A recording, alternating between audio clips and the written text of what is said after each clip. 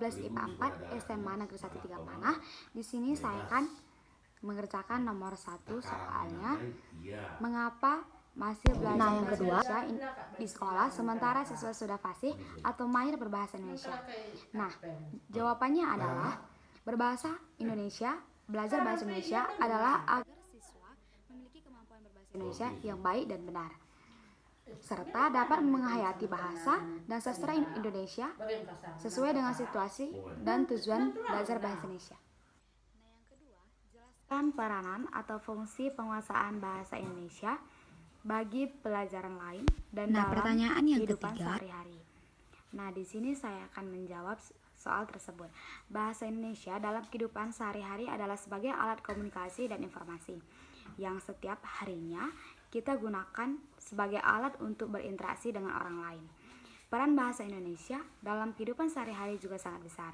Bisa diartikan juga sebagai pemersatu bangsa. Nah, pertanyaan yang ketiga adalah jelaskan kesulitan apa yang kamu temukan saat belajar bahasa Indonesia di sekolah. Nah, di sini saya akan menjawabnya.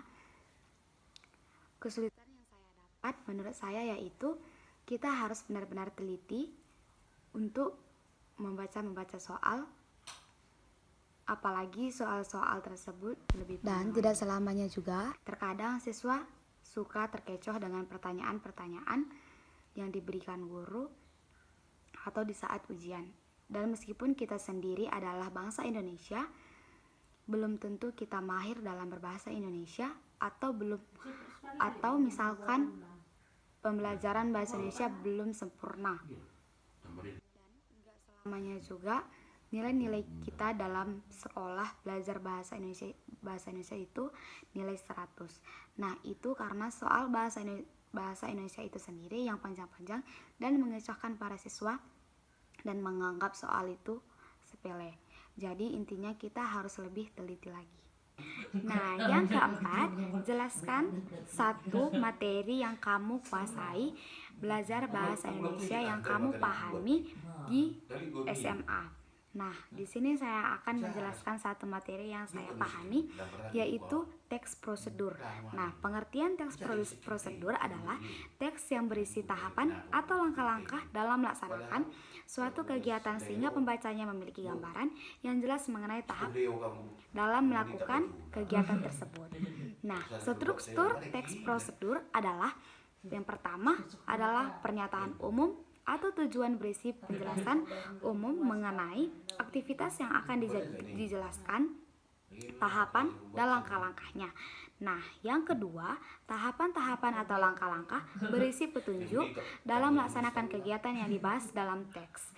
Nah, yang ketiga, penegasan ulang atau penutup berisi penegasan serta kesimpulan mengenai aktivitas yang dibahas dalam teks prosedur. Nah, kaidah kebahasaan teks prosedur yang pertama itu mengandung banyak kata kerja atau imperatif atau perintah.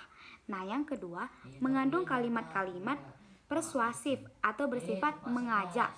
Nah, yang ketiga mengandung kata-kata teknis.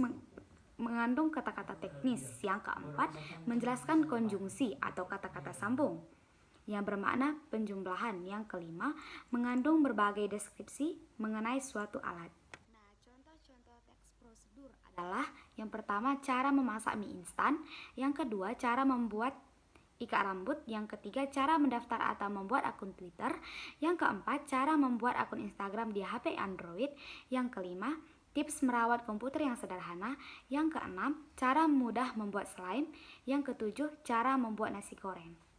Sekian penjelasan yang saya dapat, sekian dan terima kasih.